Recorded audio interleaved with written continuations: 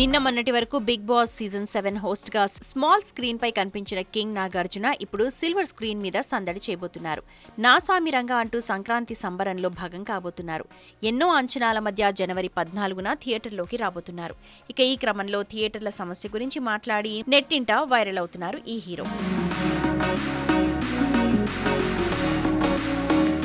ఈ సంక్రాంతికి ఎక్కువ సినిమాలు రిలీజ్ అవ్వడంతో థియేటర్లు దొరకలేదని, అదే కాస్త ఇబ్బంది పెట్టిందని చెప్పిన నాగార్జున, సోగ్గాడే చిన్నినాయన సినిమా టైంలోనూ ఇదే సమస్య ఎదురైందన్నారు. అయినా అన్నిటినీ అధిగమించి సోగ్గాడే చిన్నినాయన సినిమాను అప్పట్లో 300 థియేటర్లలో రిలీజ్ చేశామన్నారు నాగ్. ఇక ఇప్పుడు నా సామిరంగా సినిమాకు కూడా దాదాపు 300 థియేటర్లలో విడుదల చేస్తున్నామంటూ ప్రమోషనల్ ఈవెంట్లో చెప్పారు నాగార్జున. అలాగే తన 100వ సినిమా మల్టీ స్టారర్ చేయాలని లేదు అంటూ కూడా చెప్పారు నాగార్జున.